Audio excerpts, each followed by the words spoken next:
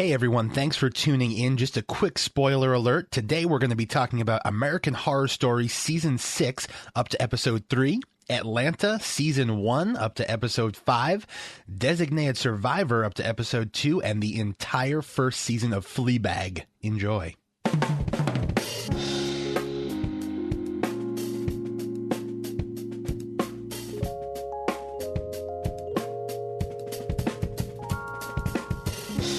All right, everyone, and welcome back to SCTV for ScreeningClub.com, where we break down the latest in television entertainment for you each week. I'm back again with my two associates, my brother Chris and our good friend Mike. How's it going, guys?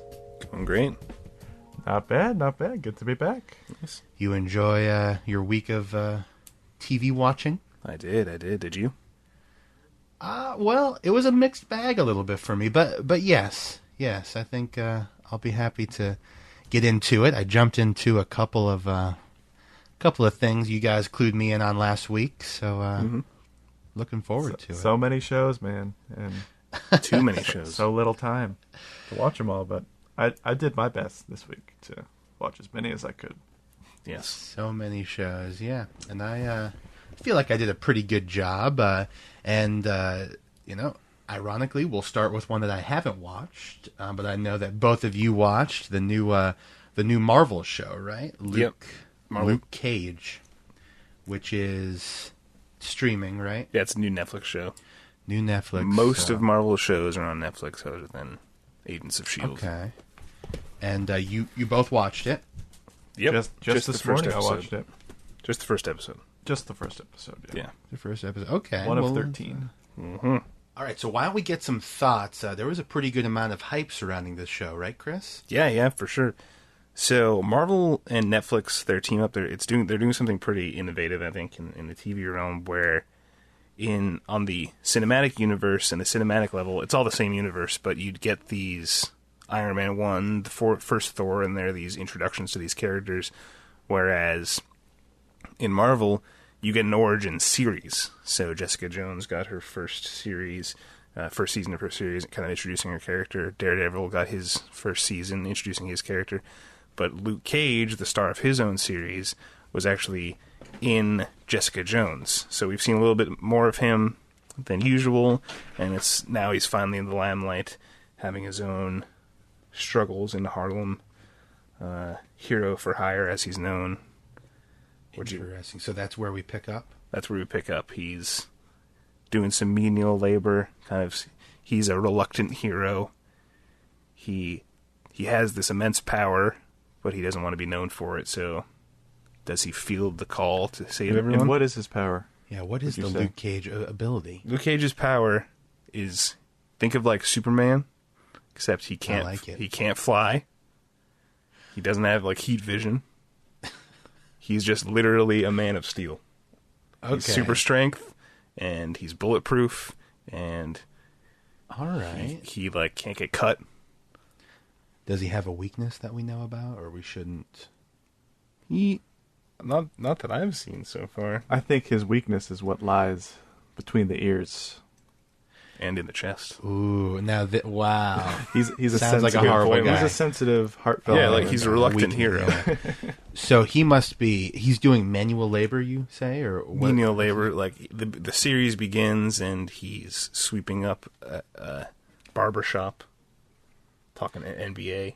Why wouldn't a man like this be doing lifting large things? This sort of work. He wants to blend in. He doesn't want to draw attention to himself. Okay. That doesn't interest him. He just sort of wants to be a fly in the wall as he navigates his life in New York City. So to get into it a little bit on my end, you mentioned him in Jessica Jones, the show that came out last year, a show that I mostly liked. It was, by the end, I thought it had sort of exhausted its welcome. Yeah, exhausted its welcome, whatever. But and he was pretty good in that. He was a pretty interesting side character.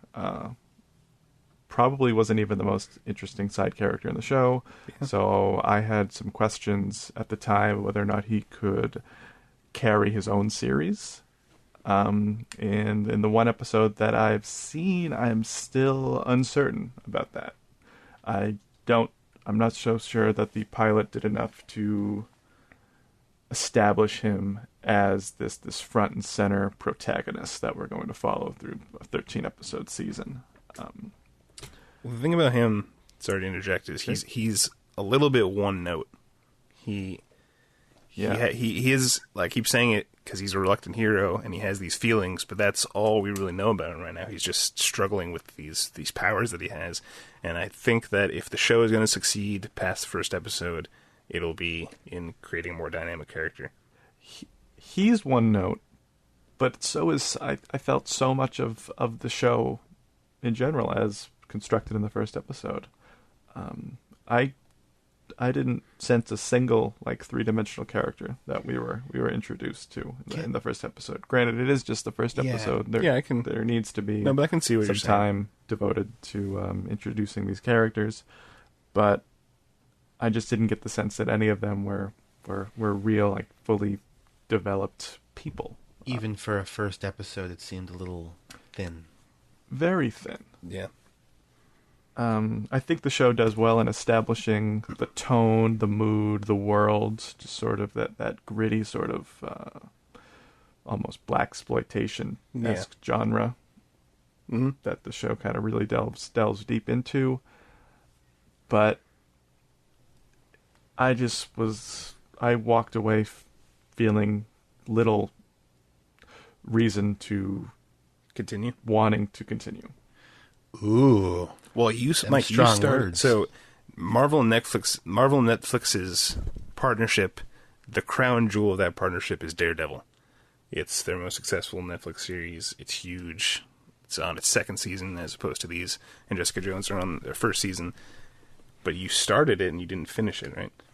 Correct. Yeah, I only watched about 3 or 4 episodes of the Daredevil season 1. Not so much because I didn't enjoy what I was watching, mainly because there were other Netflix series that I preferred to watch, and then I never got back around to it. It kind of just got lost in the shuffle of all the other shows. But also, you're not like a huge Marvel fan. I've made no secret in the past about just how kind of exhausted I am by the oversaturation of superhero movies and now TV shows that are just being thrown at us literally like every single day, every week. I could get you have the Marvel Cinematic Universe, now you have the Marvel TV Universe, you have 3 or 4 other superhero shows on network TV, not to mention the DC Universe, the 20th Century Fox. Well, that's a good point that you bring it up. The X-Men series, I am a huge Marvel fan, and the way I am able to cope with all these Marvel properties on TV and through the films is that they're all interconnected. So the TV universe and that's not enough. The movie universe is all interconnected. It is enough for me because in the first episode, there's call-outs to the incident from the first Avengers. We're getting force-fed. The Chris. hours upon hours that you have to invest in these properties leading up to the big team-up version just doesn't feel worth the time, at least to me. That's another thing, Jeff. All of these Netflix shows are eventually going to combine forces in a Avengers-style Netflix series called The Defenders. But these individual series are not going to stop once they team up. They're just going to keep going. They're going to keep producing just like their the own movies, independent just like seasons. the movies continue.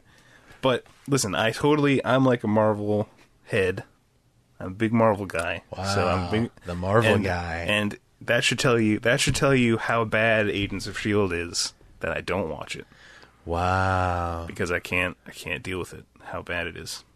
Even though Ghost Rider is in this season, I'm very excited. But Ghost Rider should have his own Netflix show if I had my way. But my point, what I wanted to bring up is that, so all of these shows, they're all interconnected with the movies. It's all this one cohesive universe.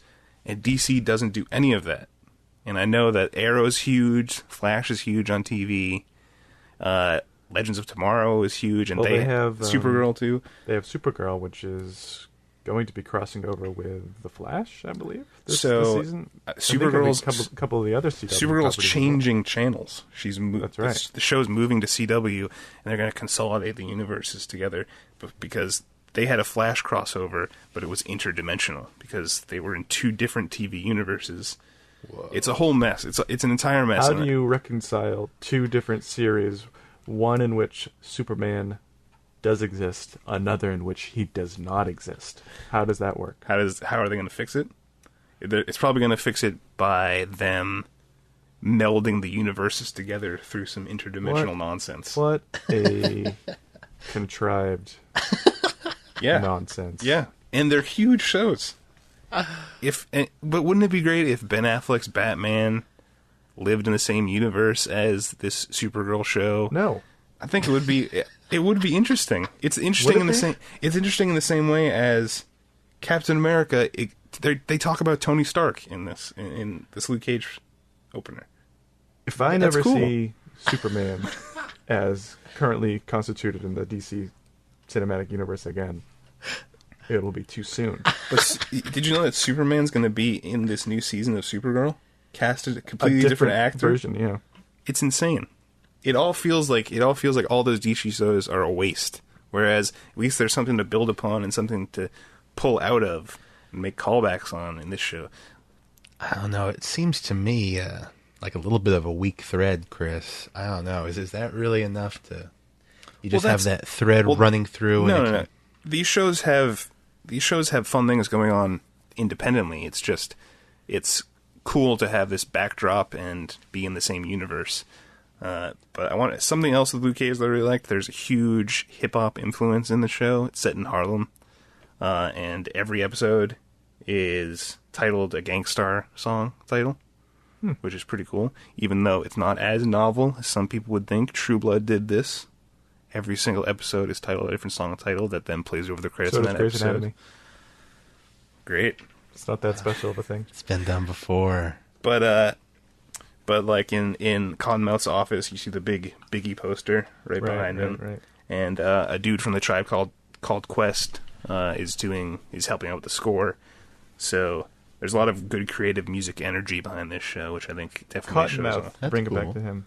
That is the sort of boss, the kingpin. Yeah, the kingpin of Harlem, if you will. He's played by Mahershala Ali. Oh, Remy Danton. Remy Danton on House of Cards. House of Cards is a series that has quite a few extremely thin, one-note, bland, boring characters. Sure. I felt this way for a while. There's no more one-note, bland, boring character on that show than Remy Danton in his portrayer, Mahershala Ali. And I don't feel he's any better in this show. I disagree. Well, I don't know about this show, but Remy's got some. I don't know how deep we want to go in on these things, but Remy Danton, he's in love with that girl. He's working for the president at one point. It's not that his character isn't doing interesting things. It's that he's portrayed by someone who just I don't feel. Oh, you don't think he's getting pops off the screen? I think he's okay. I think he's quite bland in his delivery of lines and his. Cottonmouth's a cool character because he's a little bit more like suit and tie evil, whereas Kingpin, he's suit and tie evil, but that facade fades away very quick. Yeah, it's just boring. All right. Give me any other thoughts on this episode, on Luke Cage. Oh, I'll give you a good, nice quick hit within a quick hit. Not yet. But, so, the character, if you noticed in the opening scene when they're in the barbershop, there's a character playing chess. You know that guy? Yeah, he's on This Is Us. That's the thing. And Mr. Robot. That guy has, cornered the market on playing, the old guy that hangs around, these neighborhoods. He's also in the Get Up. He's the father in the Get Up. And he plays the exact same character in all these things, just like the old guy that's there to dole out wisdom to all the youngins. He plays Sterling K. Brown's biological father in This Is Us, and I was wondering if maybe that's where he runs off to when he takes the money for the bus ticket, where he hangs out all day before returning back. He plays chess with Luke Cage. But it's nice to make up things in your mind. I have another thought on the episode.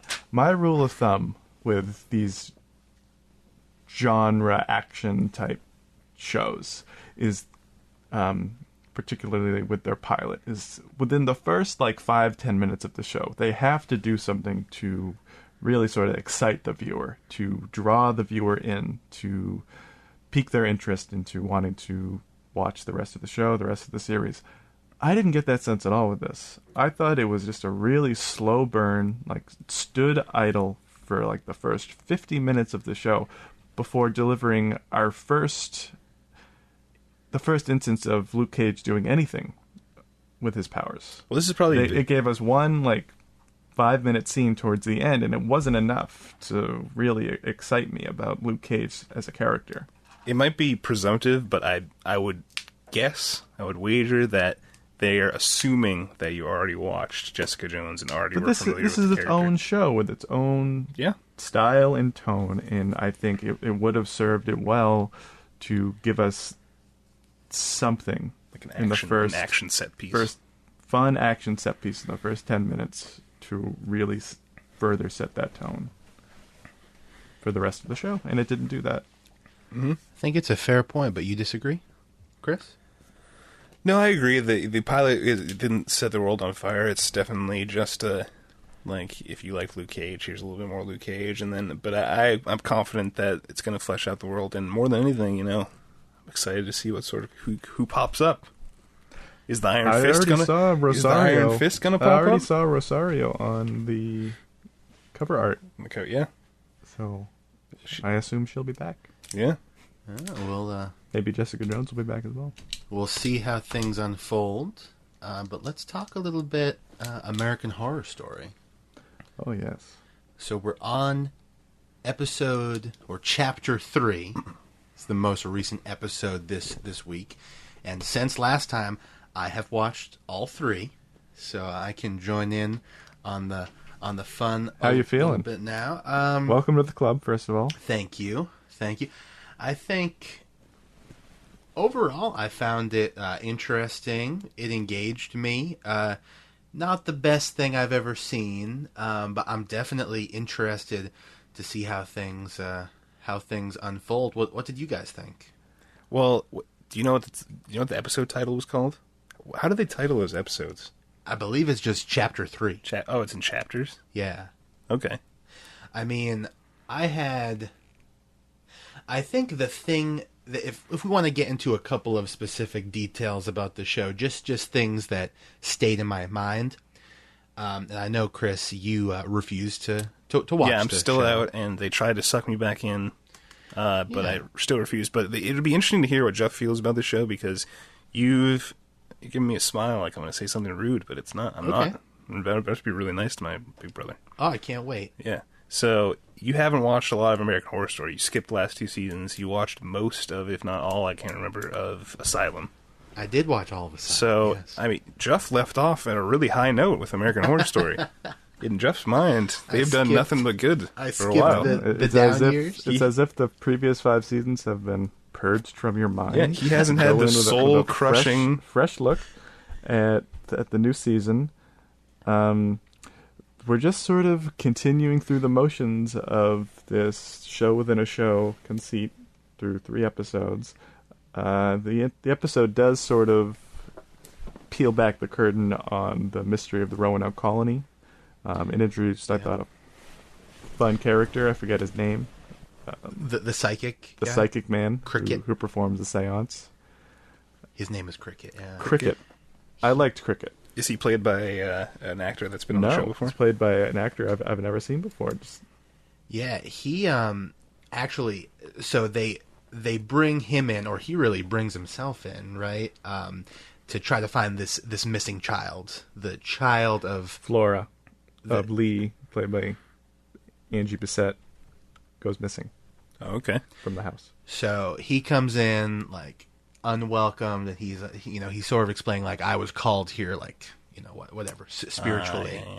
Now this, and then a bunch of stuff happens with him. My thing here is, so he sort of gives him this whole, like, they do a seance type thing, and he's saying how like he can sense the child. Flora, is it Flora?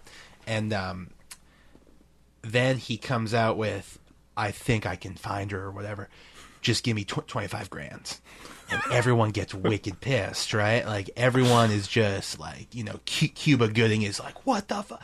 But I was thinking to myself, this guy, he does deserve to get paid for his work. I don't know how you felt. I sort of felt like that's a little bit rude to have. It comes this across as disingenuous to try and sort of twist the knife in the back of this grieving mother who's lost her child to then go, yeah, I'll help you find her, but you have to like bankrupt yourself in order for me to.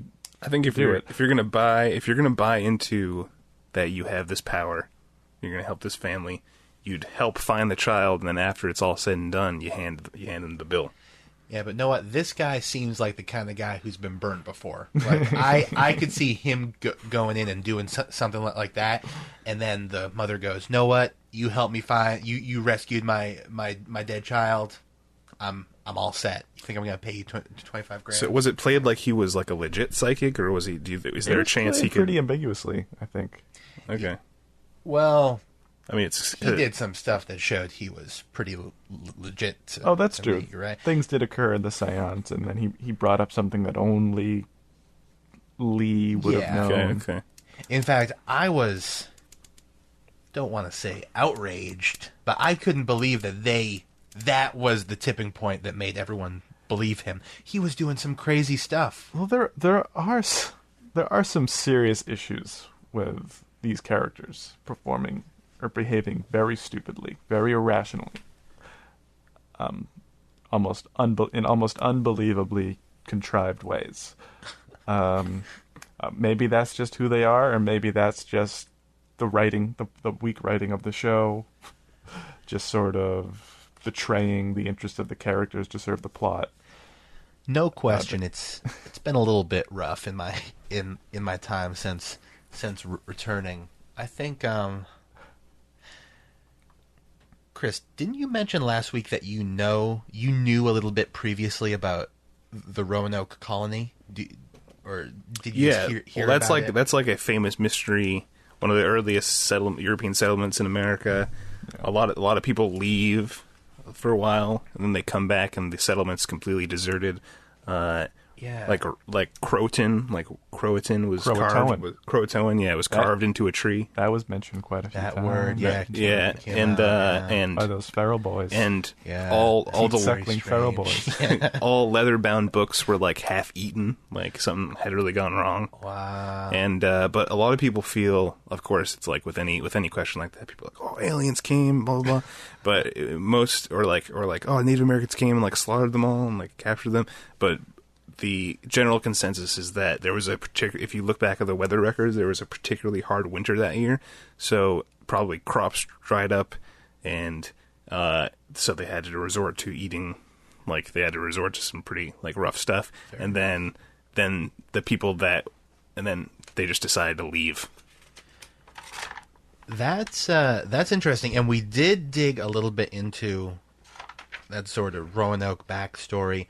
Another little bone I have to pick, not to get into too crazy detail yet, but when we sort of got the Kathy Bates backstory, like we dove right into, I guess, courtesy of Cricket. Yeah. Not to give away everything, but so we learned where she comes from and what the story is. One thing I gotta pick this bone. So she. I'm going to struggle for the exact details, but she was the wife of the colony leader, right? I believe Is that so, correct? Yeah. And then stuff happens. He has to leave. She's put in charge. They sort of oust her, leave her in the forest. She has an encounter with, I believe, is it Lady Gaga? Okay, Lady Gaga appears. She returns. Then, like, Kathy Bates just takes on like 16 men, and eliminates two of them and just regains control. Like, that doesn't make sense to me. Is it just she has like the powers now? The magic spirit of Lady Gaga empowered her. Oh, Lady Gaga is like a mystical character. Yeah, I love Lady Gaga. For those listening, she almost Lady Gaga she almost reminds me of the witch in Oh, like seducing people and being like, I can give you these powers. Of evil forces. All right, that's pretty dope. She's up to some interesting bits with Cuba Gooding Jr. towards the end. Yeah, the O.J. Simpson Lady Gaga sex scene. What? Oh. Which was quite disturbing. It was probably the most, well, the pig teat sucking feral boys. We've all been there. That was strange. So yeah, really provocative imagery to open and close this episode. Which I mean, last season there was some American Horror Story is always known for. Yeah, Lady Gaga had some pretty explicit sex scenes. Explicit in more ways than one. Can I ask, Chris? So you knew this word Croatoan before? I didn't know that. Well, I didn't know it offhand, but I knew it was carved. I knew a word like that was carved into a tree. Not related to the show? No, not related to the show. Yeah. And is that just like a mystery? Yeah, just at that colony when they came back and looked at the deserted place, in the tree was carved. Okay.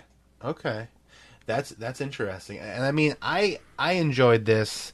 I'll say of everything I watched this week, it was not my favorite. But yeah, I was pretty engaged. I'm looking forward to it and what's going to happen. I do want to raise a, I suppose, popular fan theory that's sort of circling the barrels of the internet. Can't wait. That I've read.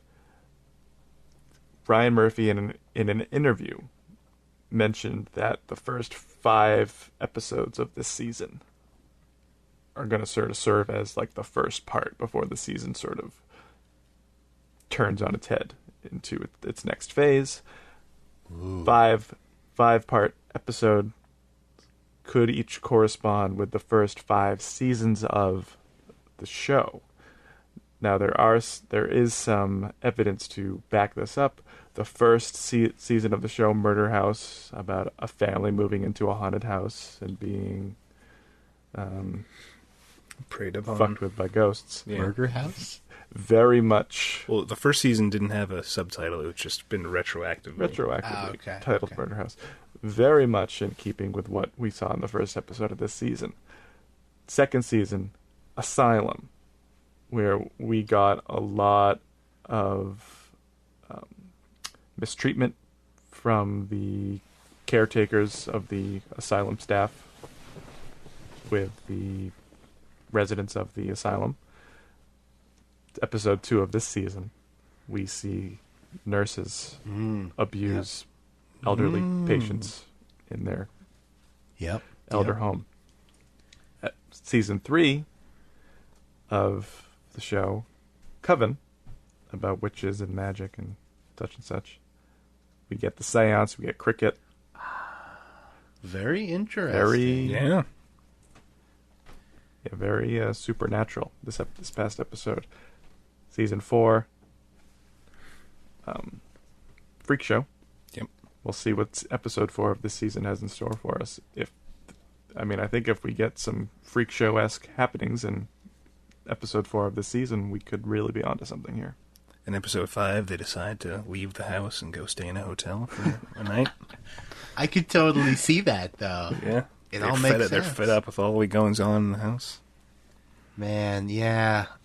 Ugh. I don't share your Lady Gaga love. I just want to say I do love Lady Gaga. I think she's a national treasure, but so far, you guys have only served to harden my resolve to not watch this show. You hate Lady Gaga, huh? The second we said she was involved. No, it should really comment on how bad the show is if my love for Lady Gaga can't drag me to watch it. All we need is a thread from the Marvel universe and yeah, Crystal Hawkback. Hey, even I have standards with Marvel. I don't watch Agents of S.H.I.E.L.D. I didn't watch the other one on cable. Fair enough. We'll catch back up. Agent Carter. Yeah.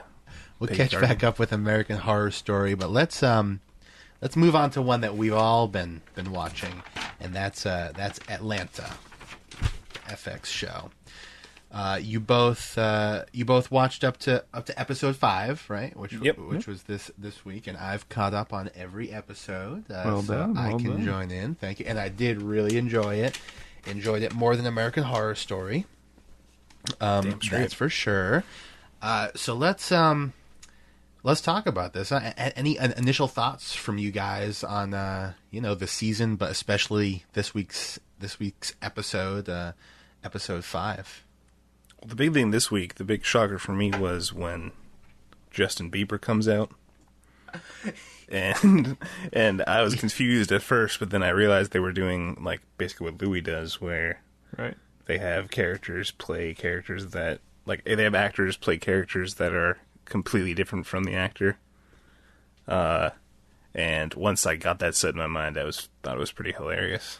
I mean, I was definitely confused at first, and I noticed it's only said, I think, one time in the whole episode, right? Where Donald Glover says like, "Hey, it's Justin Bieber." Then for the entire rest of the episode, I don't think anyone else says Bieber. So that got me wondering: was it just a funny joke? Like, oh, here comes this ass, you know? Yeah.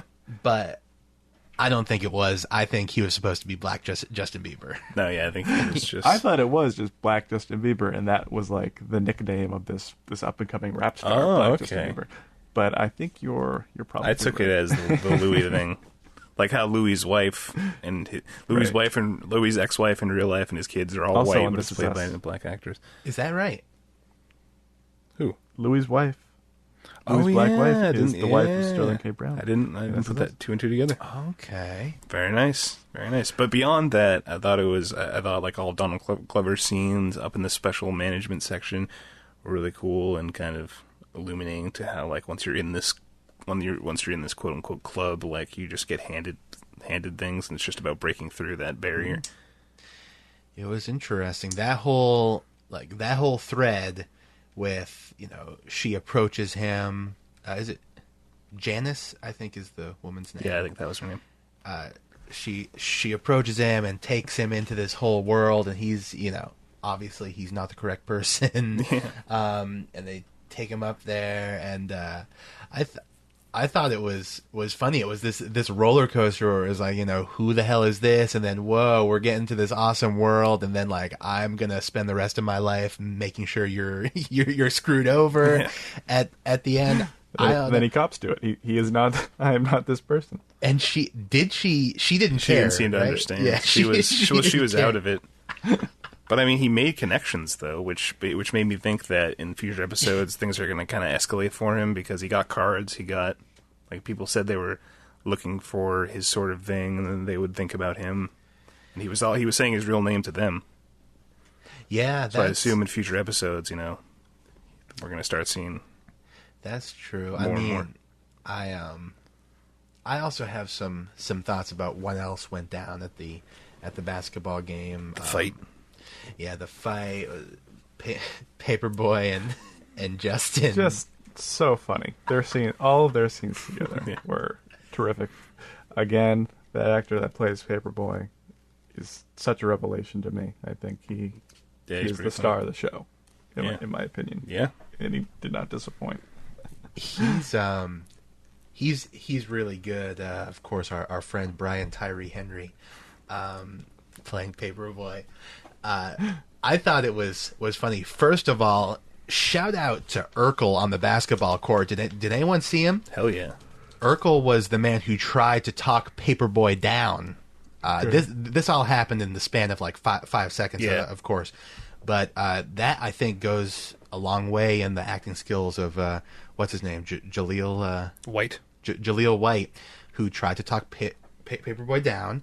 And then the whole, hilarious fight thing happened. And then I think, as the show seems to do, there was some commentary on, clearly Justin Bieber was being, I think there are a lot of lines to draw between like crazy period Justin Bieber when like real life Justin Bieber when he was doing a bunch of crazy shit, like that is what we were seeing here, like the evolution of Justin Bieber over the bed of this 130-minute episode. Yeah. And but then I think the whole ending with Justin Bieber comes out and gives like the half-hearted like BS apology and then sings his his stupid song. Yeah. And everyone, the camera is showing like everyone, I'm into this new tune. And then the journalist that he's courting for an interview all episode just drops all of her integrity knowledge. Essentially and joins in. Yeah. Well, no, but she drops some knowledge on him and says, like, people want to be deceived like this. Like, people want Justin to be the nice guy, and there has to be a bad guy in that role. Play your role, yeah. Play your role, and you'll go farther. But we're not even talking about the entire second half of this episode, which is Darius Going to the gun range. I really like those scenes as well. Yeah, I thought it implemented some really like astute observational comedy. Yeah. At the shooting range, and there's this perception that you can't bring any harm whatsoever to dogs, to animals, but shooting at targets made to look like actual human beings is okay. Yeah. Darius is so intriguing to me. Like, he might actually be my favorite character. I think he's got... I want to know what's going on, Yep, I'm with you there. Yeah. And that... Lots of layers there too. Like, clearly, he's going in because he has a legitimate concern that he wants to protect himself from these rabid dogs, these vicious dogs. And here's something that I didn't quite get. So when he goes in, right, he's making his exchange with the gun shop owner, whoever's at the counter. And he makes a comment to him like it was something like, "Have you ever shot before?" or something. And Darius goes like, "Oh yeah." And he goes in, and then obviously all that stuff happens. Everyone's getting pissed. They're shooting at a dog, and they have that whole encounter, which we can talk about more. But then the shop owner busts in with a shotgun or whatever, and very angrily yells like, "I told you, you can't be causing trouble," and leads him out with a gun to his back. Those two things don't line up for me. Like, wasn't that guy just demonstrated that he didn't even know if Darius had shot a gun before, but then he's coming in acting like he's caused trouble before or something? Or maybe it was just supposed to show there's lots of layers there. Yeah, I think it was sort of commenting on the various racial undertones of that environment. Yeah. He's the one threatening an appearance black man who's causing an issue. There appears to be causing an issue with all these other goers of this shooting range. Thing. Yeah.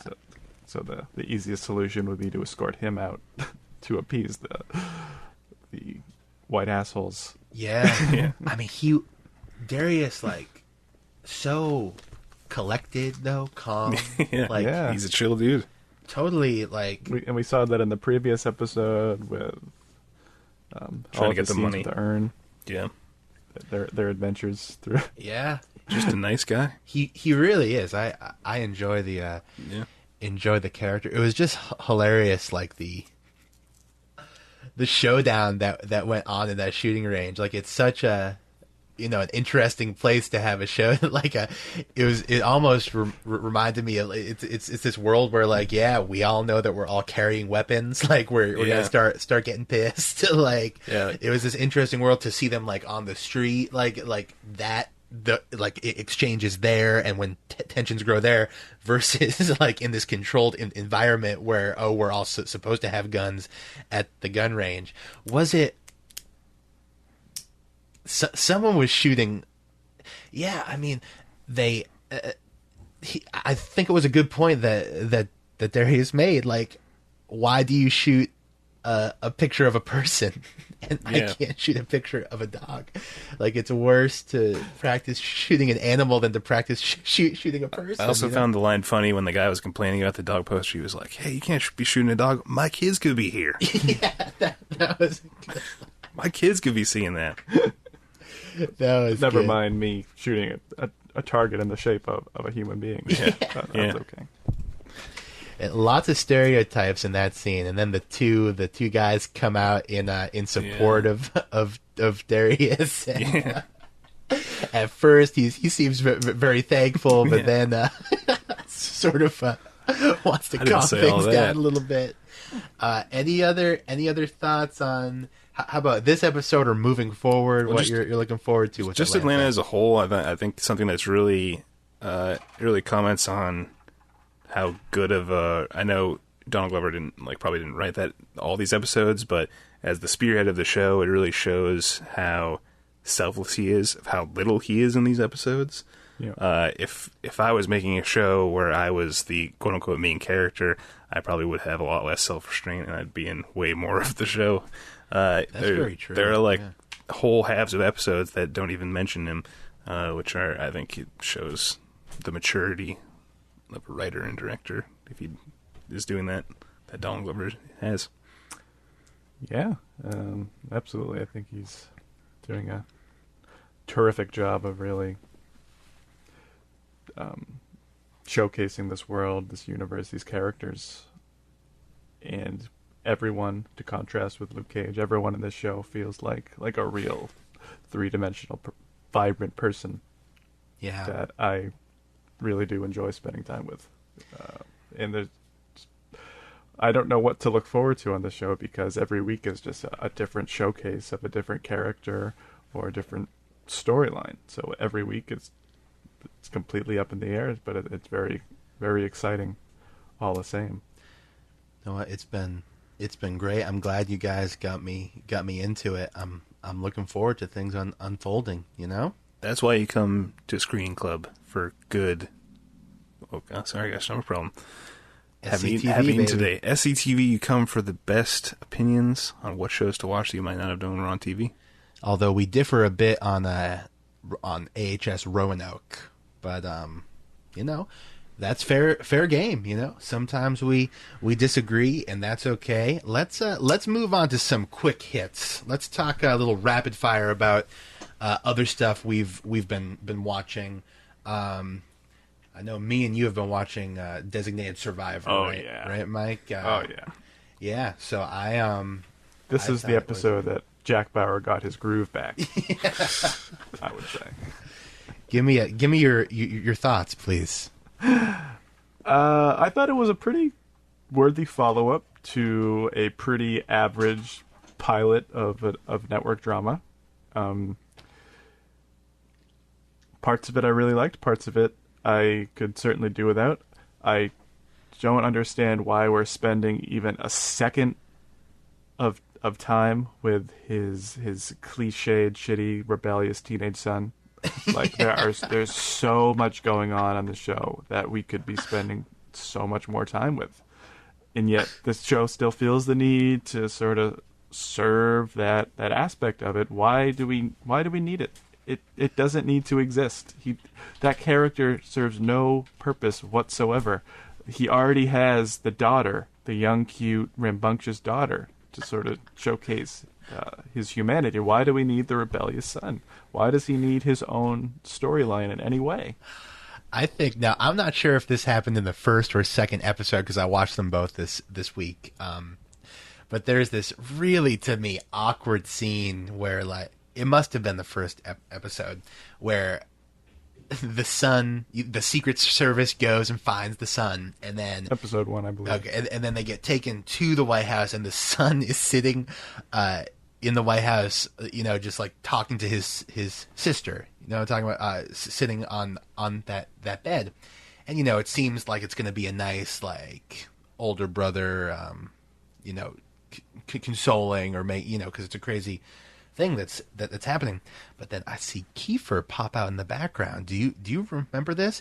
And then so he pops out in the background. He's like looking out of the bathroom into the bedroom where they're talking, and they can't see him. And just really awkward to me. Like, he's just like weirdly standing there, like smiling, sort of. That's my boy. Like, he's like weirdly standing there smiling, like listening to. I think it was supposed to be like a nice moment, like, hey, even though we had some trouble with the you know, my son going out partying, he backs me up in this private conversation with his little sister. It was just really awkward to me. I have another issue. Well, I mean, there are several obvious, blatant issues that you could take up with the show, but this is one that isn't being serviced at all, which is so confusing to me. is the fact that just like 24 hours prior to this cataclysmic event, there was another family, another president with his own wife, his own presumably children, living in this house, living in the White House, that have now presumably been eviscerated by this cataclysmic event. We haven't once heard anything about the First Lady or the President's children, or the fact that Jack Bauer's kids are now likely sleeping in the beds of the former president's dead children. Like, that's so weird. That's a great point. The former president of the United States, now dead, like, he had his own, all of his possessions, all of his entire life was out of the White House, and now there's just another family just comes in and takes over, and it's like not even thought to be mentioned.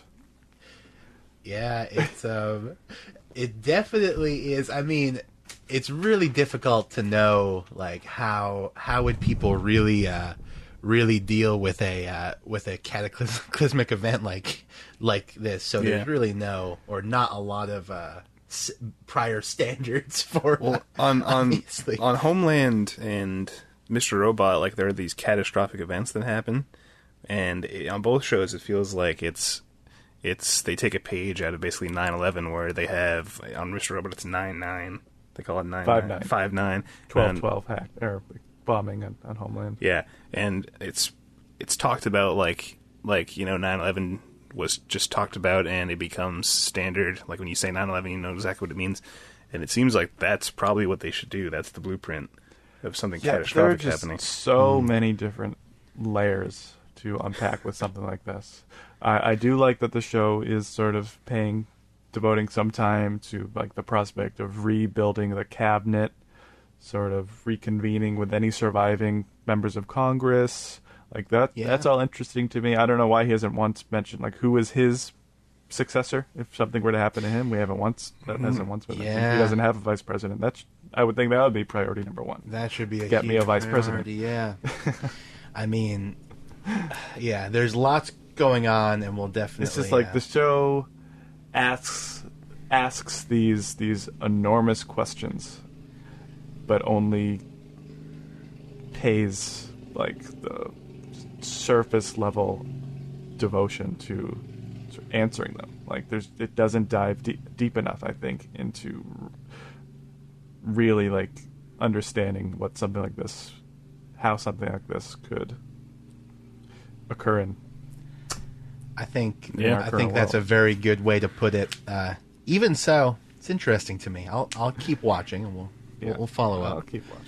Chris, can you give us a little quick hit on Fear the Walking Dead? Yeah, I just wanted to bring it up before the season ends. It's ending in a couple weeks, I think. And Fear the Walking Dead is obviously the spin-off series of The Walking Dead, and it's had a troubled past last season, and season 2B just came back, and it's so far has been marginally better, but it's still set in this malaise of just repeating things that happened in The Walking Dead philosophically, and I gotta break it to you guys. I'm not sure if I'm gonna be back for season 3. Wow. Yep. It's gotten to the point in the timeline where, the novel thing about the first season is, in all Walking Dead related media from that universe, we hadn't seen what happened right when the outbreak happened. In the original series, Rick, the main character, wakes up out of a coma in a hospital like 8 months later. So you're kind of delved into this already apocalypsed world. But hasn't season 2 already, like, reached that point? That's now? the thing. Like, what?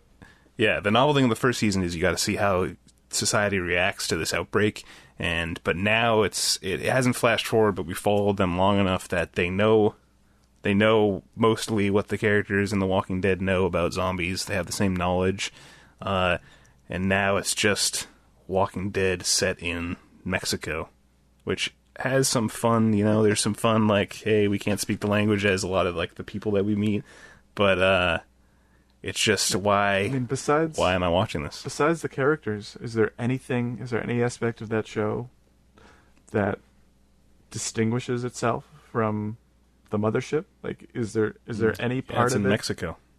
It's just the characters and the setting. Everything else feels identical in tone, in execution. It's just if anything, execution's a little bit less because it's not on the mothership. But we can talk about this when The Walking Dead comes back, and even Walking Dead is not up to the standards that The Walking Dead should be. Walking Dead, one of the most, if not the most popular show on television, needs to have like Game of Thrones level CGI, and some scenes are just baffling how low quality. But we can get into that another time. But yeah, it's about to end, and I'm excited for the regular Walking Dead to come back, even though that's not the best, but. Very interesting. Just wanted to mention that.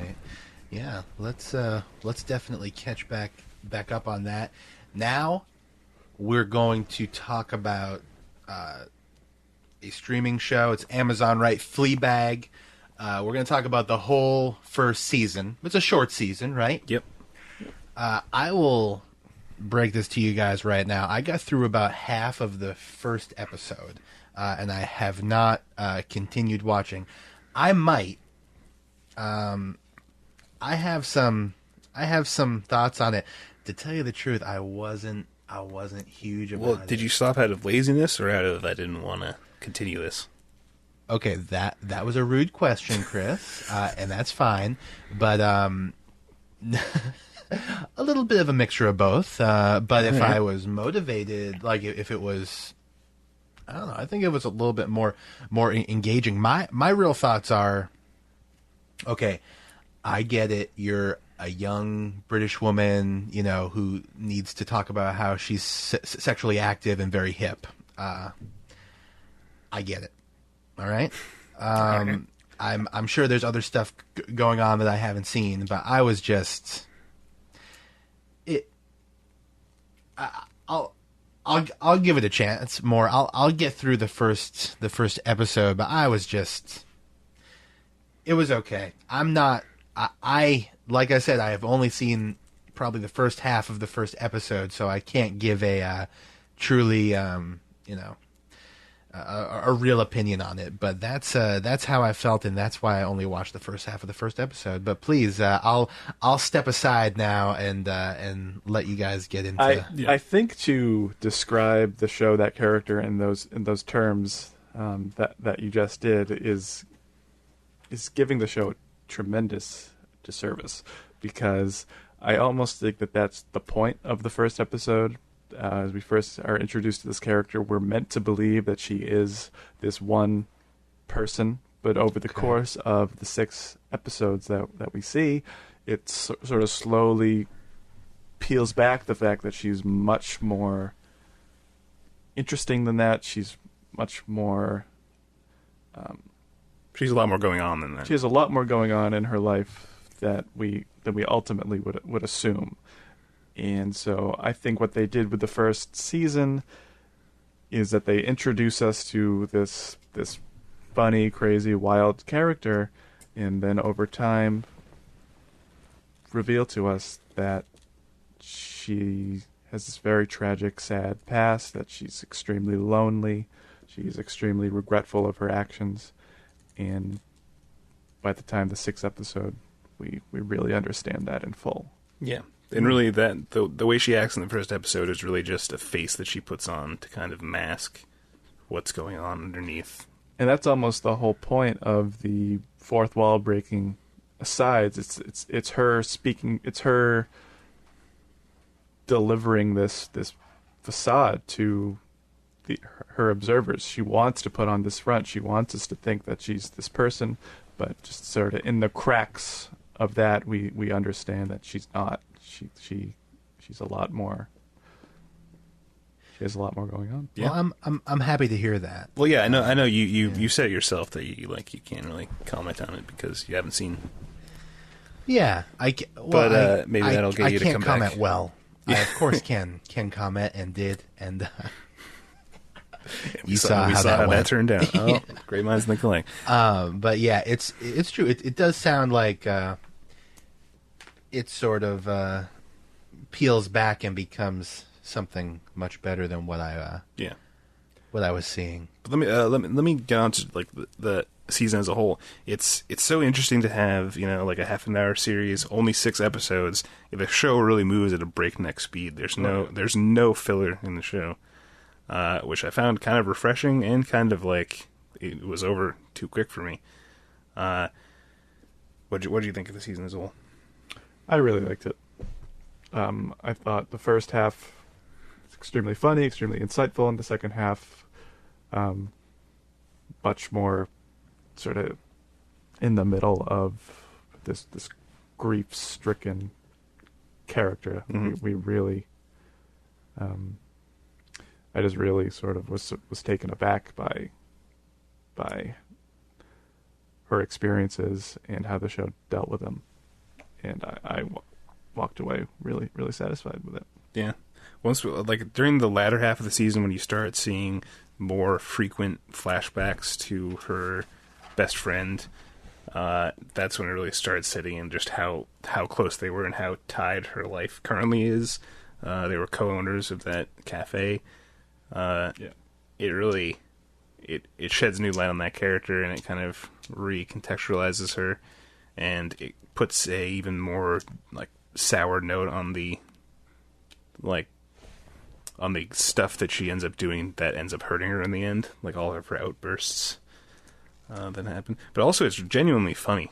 It is, and it's occupied by these really fun characters. The sister, the stepmother, the father.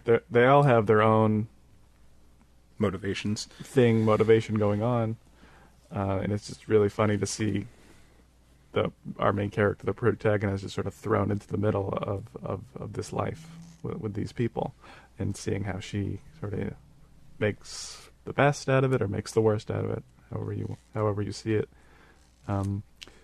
The episode that takes place at the silent retreat, I thought was really sort of the turning point of the season.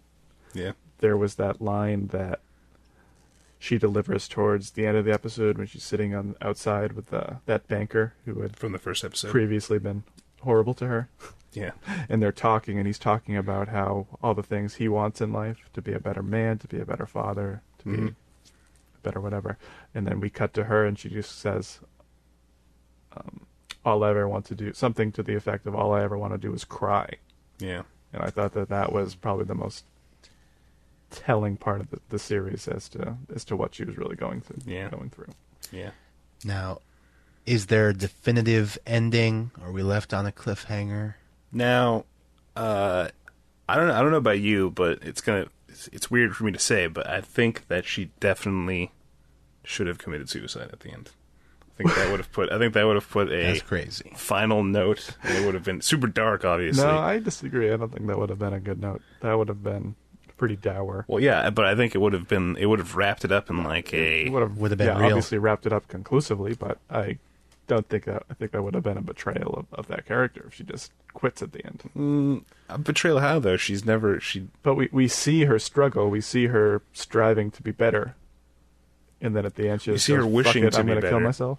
Yeah, I think at that point she's so far gone that it wouldn't have been obviously. She's not so far gone. Obviously, committing suicide is never the answer. I don't think but she's I think so that far gone it would have been realistic to think that she could have committed suicide at that point. Sounds like if Chris is that saying wouldn't have felt true to me. I don't think she was so far gone enough disagree. to as I'm not kill upset herself. that it didn't happen. Things must have got pretty dark, though, huh? Sure. Yeah. Things got dark. A reveal happens. A reveal happens that is pretty dark, and it gets her. Which wasn't actually my favorite moment of the season. I thought it sort of veered towards the melodramatic with the way it was played. Yeah, it definitely becomes a drama at the end.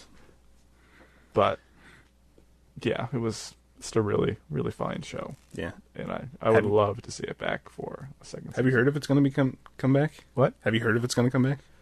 Yeah, I actually listened to a podcast with Phoebe Waller-Bridge of The Ringer, Andy Greenwald podcast, and she said that she's sort of in the midst of deciding whether or not to bring it back. That's cool. It seems like it's sort of up to her whether she has another story to tell, and that she said if she were to bring it back, it would be something radically different than what we got. That's this cool. season.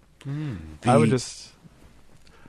I would just really love to spend more time with that character. The weird scheduling thing about these BBC shows that are on American streaming networks is the way it at least works with Netflix with like Peaky Blinders is they have to create the series for the BBC. It has to all air on the BBC, the entire series, and then that time period, and then it comes on Netflix. It could be a very long time. Probably will be close to another year. Interesting. Probably more like 2 years. They have to make it, then air it. Currently, she doesn't have a second season in the works, so that'll take some time. Yeah. So, but it's a great show. You should definitely watch it.